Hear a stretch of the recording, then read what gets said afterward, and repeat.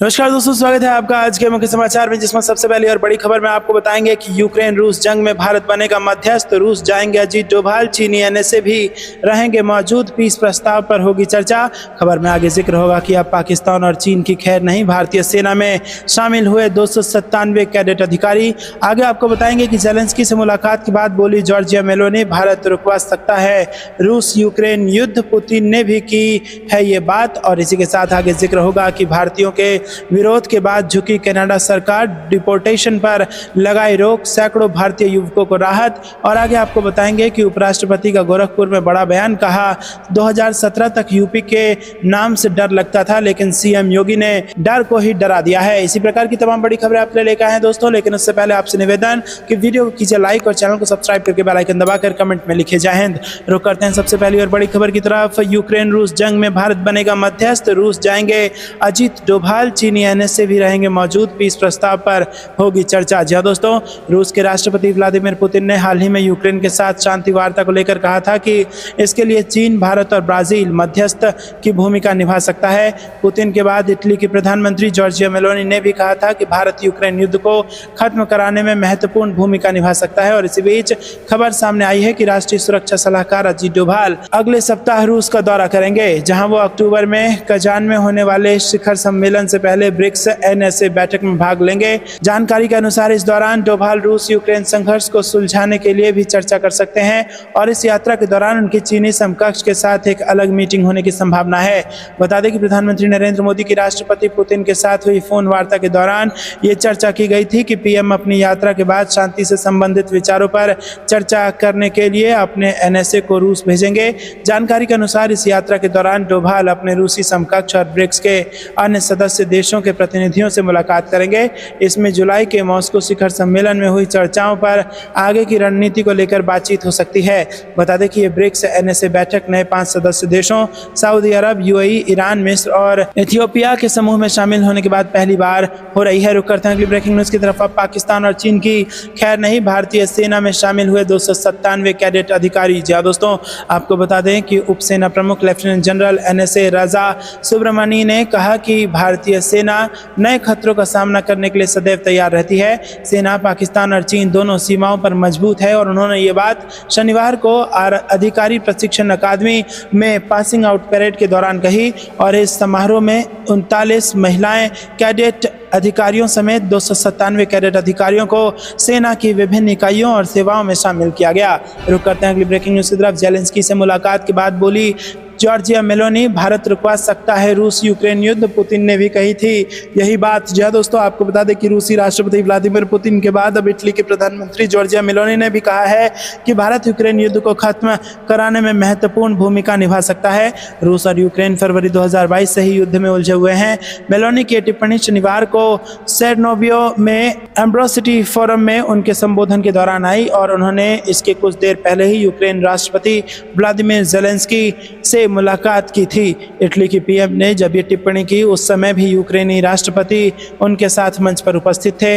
रुक करते हैं अगली ब्रेकिंग न्यूज की तरफ। भारतीयों के विरोध के बाद झुकी कनाडा सरकार, डिपोर्टेशन पर लगाए रोक, सैकड़ों भारतीय युवकों को राहत। जी हां दोस्तों, कनाडा में निर्वासन के खतरे के बीच रह रहे सैकड़ों भारतीय युवकों के लिए राहत की खबर है। लंबे विरोध और राजनयिक हस्तक्षेप के बाद कनाडा ने इन भारतीयों का निर्वासन अस्थायी रूप से रोक दिया है। ये युवक पढ़ाई के लिए कई साल पहले कनाडा गए थे, लेकिन भारत में एक इमिग्रेशन एजेंट की ठगी के चलते हाल ही में ये सभी निर्वासन के केंद्र में आ गए हैं। कनाडा सरकार ने फर्जी दस्तावेजों के कारण उनके खिलाफ निर्वासन की कार्रवाई शुरू की थी। ठगी का शिकार हुए छात्र कनाडा सरकार की डिपोर्टेशन के खिलाफ विरोध प्रदर्शन कर रहे थे। फिलहाल इस फैसले ने छात्रों को राहत पहुंचाई है। रुक करते हैं अगली ब्रेकिंग न्यूज की तरफ। गोरखपुर से बड़ी खबर। उपराष्ट्रपति ने कहा 2017 से पहले यूपी के नाम से डर लगता था, सीएम योगी ने डर को ही डरा दिया है। जी दोस्तों, उपराष्ट्रपति जगदीप धनखड़ ने उत्तर प्रदेश को उत्तम प्रदेश बताते हुए यहां 2017 के बाद आए बदलाव के लिए मुख्यमंत्री योगी आदित्यनाथ की मुक्त कंठ से सराहना की। आपको बता दें, उन्होंने कहा कि आज प्रधानमंत्री नरेंद्र मोदी के नेतृत्व में दुनिया में बनी भारत की अलग और सशक्त पहचान में उत्तर प्रदेश की गुणात्मक भागीदारी है। और यहाँ पर उन्होंने 2047 तक विकसित भारत की संकल्पना को लेकर जारी अभियान में सबसे योगदान देने की अपील करते हुए कहा कि विकसित भारत के हवन में हर एक व्यक्ति को आहुति देनी चाहिए, क्योंकि हम देश के लिए जितना भी कर सकें वो कम है। उपराष्ट्रपति धनखड़ शनिवार को गोरखपुर में मुख्यमंत्री योगी आदित्यनाथ की मौजूदगी में सैनिक स्कूल के लोकार्पण समारोह को संबोधित कर रहे थे और इस मौके पर उपराष्ट्रपति की पत्नी डॉक्टर सुदेश धनखड़ भी उपस्थित थी। आपको बता दें कि उपराष्ट्रपति ने उत्तर प्रदेश में मुख्यमंत्री योगी आदित्यनाथ के नेतृत्व में आए परिवर्तन का उल्लेख करते हुए कहा कि वर्ष 2017 के बाद यूपी में शिक्षा, चिकित्सा, उद्यमिता तथा अन्य क्षेत्रों में गुणात्मक वृद्धि हुई है और जबकि 2017 के पहले ये प्रदेश डर की चपेट में था। कानून व्यवस्था ठीक नहीं थी, आम आदमी परेशान रहता था और योगी शासन ने डर को भी डरा दिया है। रुक करते हैं अगली ब्रेकिंग न्यूज की तरफ। अफसरों को योगी की 2 टूक, बोले जनता की हर समस्या का करे समाधान, लापरवाही पर कार्रवाई तय। जी हाँ दोस्तों, आपको बता दें कि सीएम योगी आदित्यनाथ ने यूपी के अफसरों को एक बार फिर 2 टूक चेतावनी दी है कि यदि जन समस्याओं के निस्तारण में किसी भी स्तर पर लापरवाही मिली तो संबंधित जिम्मेदारों के खिलाफ सख्त कार्रवाई तय है। रविवार की सुबह गोरखपुर के गोरखनाथ मंदिर परिसर में आयोजित जनता दर्शन कार्यक्रम में उन्होंने 400 से अधिक फरियादियों की समस्याएं सुनी और इस दौरान उन्होंने अधिकारियों से कहा कि वो जनता की समस्याओं का पारदर्शी और निष्पक्ष निस्तारण सुनिश्चित कराएं, जनता की हर समस्या को संवेदनशीलता से लें और उनके समाधान के लिए त्वरित प्रभावी कार्रवाई करें। यह ध्यान रहे कि किसी के भी साथ अन्याय ना हो पाए। रुक करते हैं अगली ब्रेकिंग न्यूज तरफ। चांद पर भूकंप के तेज झटके, चंद्रयान 3 ने किया खुलासा, इसरो ने बताया कारण। जी दोस्तों, धरती पर तो भूकंप आते ही हैं, चंद्रमा पर भी भूकंप के झटके लगे हैं। चंद्रयान 3 ने इसकी जानकारी दी है। रिपोर्ट के मुताबिक उल्कापिंड या गर्मी से संबंधित प्रभाव के कारण ये झटके लगे हैं और इसरो ने चंद्रयान 3 के भूकंप संकेतक उपकरण से प्राप्त आंकड़ों का प्रारंभिक विश्लेषण किया है, जिसमें ये जानकारी सामने आई है। पत्रिका इकारस में प्रकाशित शोध पत्र में चंद्र भूकंपीय गतिविधि उपकरण द्वारा दर्ज किए गए 190 घंटे के आंकड़ों के अवलोकन का सारांश है। रुक करते हैं ब्रेकिंग न्यूज की तरफ। मोदी सरकार का पूजा खेड़कर पर सबसे बड़ा एक्शन, इंडियन एडमिनिस्ट्रेटिव सर्विस से किया गया डिस्चार्ज। जी हाँ दोस्तों, केंद्र सरकार ने आईएएस नियम 1954 के नियम 12 के तहत 2023 के महाराष्ट्र कैडर की आईएएस प्रोबेशन पूजा मनोरमा दिलीप खेड़कर को भारतीय प्रशासनिक सेवा से आधिकारिक तौर पर छुट्टी दे दी है। मामले में परिचित लोगों के अनुसार अन्य पिछड़ा वर्ग और विकलांगता कोटा के तहत धोखाधड़ी और लाभों का दुरुपयोग करने के गंभीर आरोप का सामना करने वाले खेड़कर को आईएएस परिवीक्षा नियम 1954 के नियम 12 के तहत आईएएस से छुट्टी दे दी गई है। पूजा खेड़कर की कानूनी परेशानियां तब शुरू हुई जब यह आरोप लगाया गया कि उन्होंने यूपीएससी सिविल सेवा परीक्षा 2022 के लिए अपने आवेदन में आरक्षण लाभ प्राप्त करने के लिए जानकारी को गलत तरीके से प्रस्तुत किया।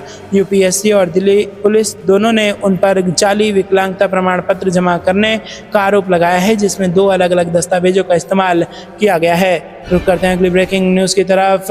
बाइडेन के होम टाउन जाएंगे मोदी, 2025 में भारत करेगा मेजबानी, चीन के खिलाफ बना संगठन। जी हाँ दोस्तों, हिंद महासागर में चीन को काउंटर करने के लिए बने क्वाड संगठन की बैठक इस साल भारत में नहीं होगी। भारत ने क्वाड समिट होस्ट करने की अपनी बारी को अमेरिका के साथ एक्सचेंज किया है। मीडिया रिपोर्ट्स के मुताबिक भारत 2025 में क्वाड होस्ट करेगा। दरअसल पहले भारत में क्वाड समिट जनवरी 2024 में होने वाला था, हालांकि उस वक्त अमेरिका ने राष्ट्रपति बाइडेन के पास समय न होने का हवाला देते हुए समिट को सितंबर तक के लिए टाल दिया था। क्वाड समिट में सदस्य देशों के राष्ट्र प्रमुख शामिल होते हैं। ये संगठन की सबसे अहम बैठक होती है। अमेरिका में क्वाड 21 सितंबर को हो सकता है। इसमें प्रधानमंत्री नरेंद्र मोदी, ऑस्ट्रेलिया के पीएम एंथनी अल्बनीज और जापान के प्रधानमंत्री फूमियो किशिदा शामिल होंगे। सूत्रों के मुताबिक क्वाड की बैठक अमेरिका में होने से बाइडेन को राष्ट्रपति के तौर पर अपना आखिरी समिट होस्ट करने का मौका मिलेगा और इससे तय है कि साल के अंत में होने वाले अमेरिका चुनाव में जो भी उम्मीदवार जीतेगा वो क्वाड के लिए भारत आएगा, यानी कमला हैरिस और ट्रंप में से एक की भारत यात्रा तय है। रुक करते हैं अगली ब्रेकिंग न्यूज की तरफ। पीएम मोदी और मोहम्मद यूनुस की मुलाकात पर सस्पेंस, बांग्लादेश के अनुरोध के बाद भी भारत ने लटकाया फैसला। जी हाँ दोस्तों, प्रधानमंत्री नरेंद्र मोदी और बांग्लादेश की अंतरिम सरकार के प्रमुख मोहम्मद यूनुस के बीच न्यूयॉर्क में संयुक्त राष्ट्र महासभा के दौरान बैठक होगी या नहीं, इस बात पर संशय बरकरार है। सूत्रों की माने तो यूनुस के हालिया विवादास्पद बयानों के कारण ये बैठक मुश्किल लग रही है। बता दें कि बांग्लादेश की यूनुस सरकार की तरफ से न्यूयॉर्क में पीएम मोदी के साथ बैठक की मांग की गई थी। बांग्लादेश ने इस हफ्ते की शुरुआत में औपचारिकता रूप से अनुरोध किया था कि यूनुस और मोदी के बीच महीने के आखिर में न्यूयॉर्क में होने वाली संयुक्त राष्ट्र महासभा की बैठक के दौरान द्विपक्षीय वार्ता हो। रुक करते हैं अगली ब्रेकिंग न्यूज़ की तरफ। BSNL ने एक झटके में बढ़ा दी जियो एयरटेल की टेंशन, यूज़र के लिए पेश किया सबसे सस्ता प्लान। जी हाँ दोस्तों, प्राइवेट कंपनियों के रिचार्ज प्लान्स महंगे होने के बाद सरकारी टेलीकॉम कंपनी BSNL फिर से लोगों की फेवरेट बनती जा रही है और इस समय BSNL ही एक ऐसी कंपनी है जो मोबाइल यूज़र्स को सबसे कम कीमत में रिचार्ज प्लान ऑफर कर रही है। सस्ते रिचार्ज प्लान के लिए लाखों लोग पिछले 1-2 महीने में BSNL का दामन थाम चुके हैं। सरकारी कंपनी ने अब एक और धमाल कर दिया है और अपने यूज़र्स के लिए कंपनी एक नया सस्ता रिचार्ज प्लान लेकर आई है।